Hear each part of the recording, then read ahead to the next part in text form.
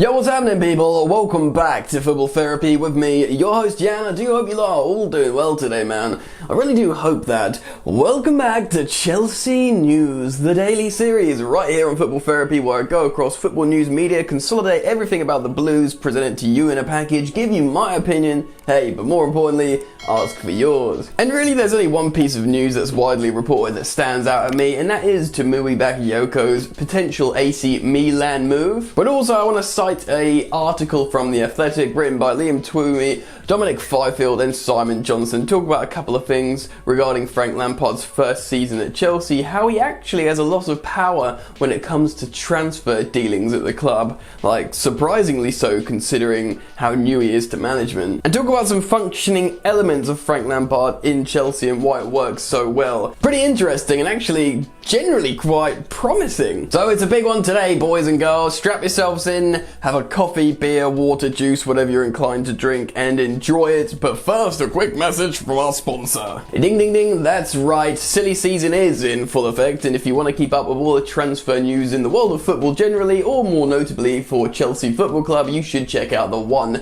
Football app. Slick, easy to use, concise, consolidated information, all at the click of a finger or the tap of your thumb. One Football is everything you need regarding the beautiful game. I use it daily, it's completely free, you can too, so do consider clicking the link in the top of the description and doing yourself the favour.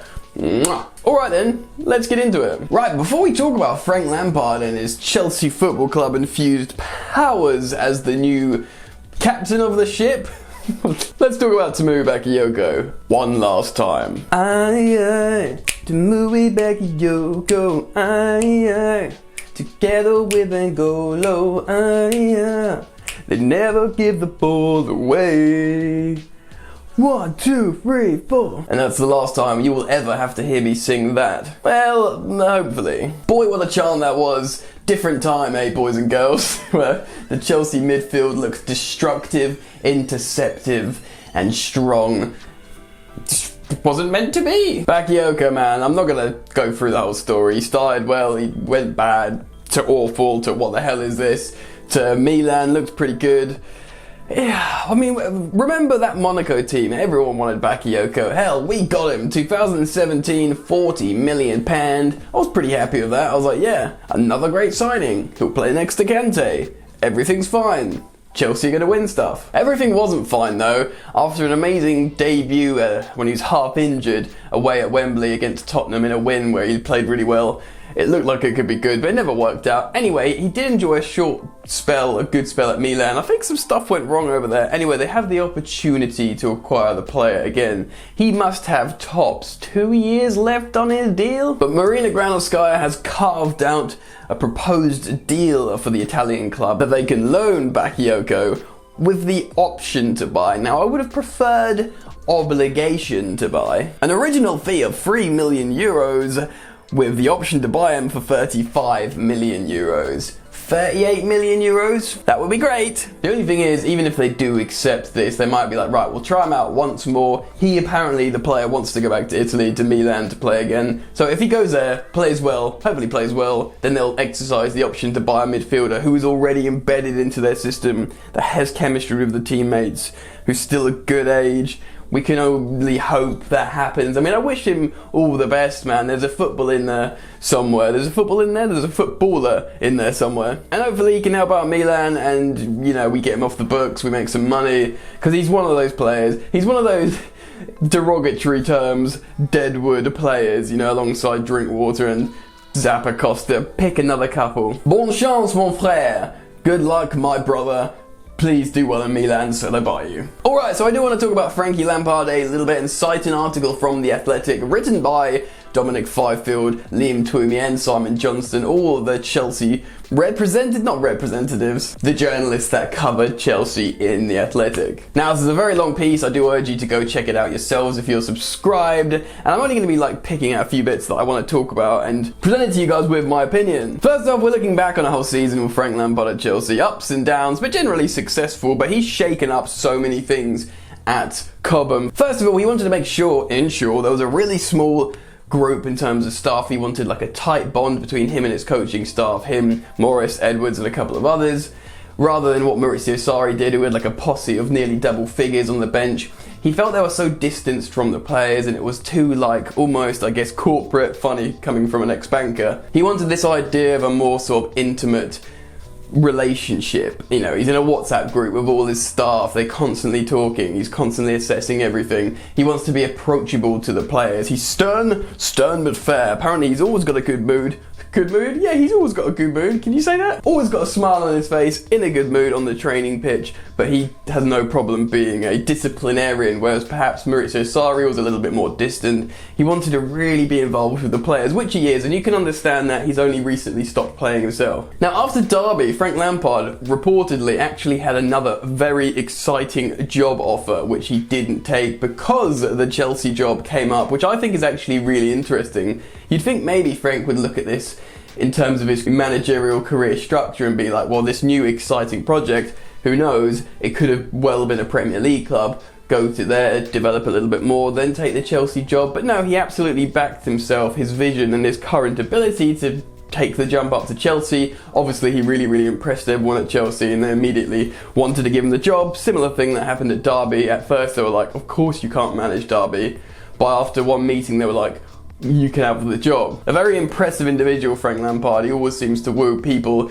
and he doesn't actually need to be in management. This article also cites how Frank Lampard is actually a very wealthy man, not just from his playing career. Obviously players back then don't earn as much as they do now, but you know, obviously earned a lot from punditry, but apparently he's very smart and got very good business acumen and has invested very well and generated loads of funds and revenue through that. I personally know for a fact that he's into property because I know someone who looks after one of his properties, and you know, he's got a lot of money, he doesn't need to do this. And he said himself when he was revealed as the Chelsea manager, he doesn't mind putting himself at risk. Obviously he was a really decorated, beloved Chelsea player.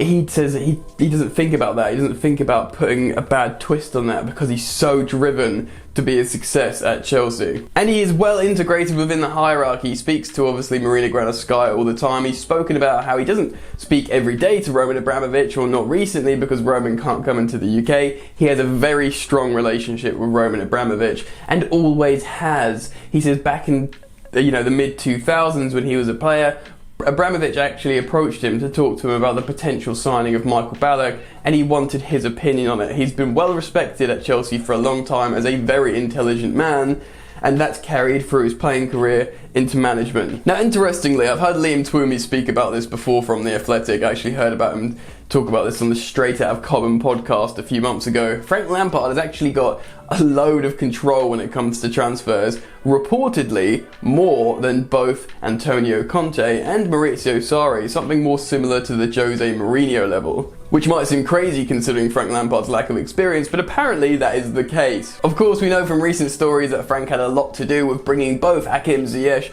and Timo Werner to the club. He told the club that he wants to basically go out and pitch the project to him, which he did, and in both cases it worked fantastically. And apparently, although it's not over the line, a similar thing had happened with Kai Havertz. To reiterate the point that Frank Lampard has a lot of power when it comes to transfers, he can actually reportedly block transfers too. In this article in The Athletic, they cite an instance where Chelsea have long been looking at a player to be brought in as a transfer to the club, but Frank Lampard blocked it, essentially cancelled it because he believed in promoting one of the youth within. Now, although they don't name the players in this story, we can pretty much speculate that this is related to a story that was widely published across football media that Chelsea had long been scouting Hakimi of Madrid/Dortmund to play at right back for Chelsea, but Frank Lampard absolutely had the fullest belief in Reece James after watching him at Wigan. He was like, yeah, his kid needs a proper run in my Chelsea side. He can be starting as a right back for Chelsea.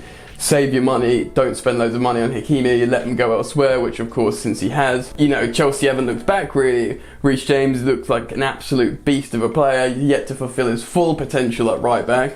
Superb! Chelsea have had loads of problems this season defensively, in transition, on set piece defending, the goalkeeper, the lack of continuity and chemistry between centre halves and generally the defensive line, and Chelsea of course have suffered for all this, but in terms of going forward, his football. The players really do enjoy it, especially after a season under Maurizio Sarri with a lot of methodical passing. The transition, getting up the pitch is much faster with Frank Lampard. The players love this, it's more exciting, they feel like they can express themselves more, and although training is very hard in terms of cardiovascular stuff, they find it exciting and enjoyable because they're doing exciting, or they're executing exciting offensive phases of play. He also knows what it means to be a Chelsea player. Apparently he gave a rousing speech before the Tottenham game, more than usual, really explained what it meant to Chelsea fans and Chelsea as a club to beat Tottenham. And of course Chelsea went out and beat Tottenham handedly 2-0 in one of their better performances of the season. This is something that perhaps neither Conte or Maurizio Sarri could have done for the Chelsea squad, because they, naturally don't have that integration into the club. So there's benefits like that. But Frank Lampard isn't flawless. There's been loads of problems, selection problems, probably kept Tammy Abraham in for too long, even though you have to give him credit for backing the youngster and hoping that enough nurture will make him come good more so towards the end of the season. But he had no problem bringing back in Giroud, etc. He's learning on the job, and he'd be first to admit that, but he's doing a pretty darn good job considering. So we look to next season, signings, etc. How's he going to deal with that, Frank Lampard? How's he going to manage high profile additions into the squad? It's very exciting, and we'll basically see what happens. But hopefully you guys have enjoyed this video. Drop a like on it if you have, subscribe if you're new to the channel. What else? That's pretty much it. I'll let you go, enjoy the football, and I'll see you later. You ain't so tough with that bad boy talk. I'ma get it how I'm living, I'ma walk the walk. Outline my lines, I rap through thought. Body bag the verse, outlined in chalk. In my life seen trouble, hustle on the double, silence on the trigger like my pick got a muzzle. Yo chick like to guzzle, bad boy stay in trouble. I only love this paper, sorry I don't. I laugh me, baby.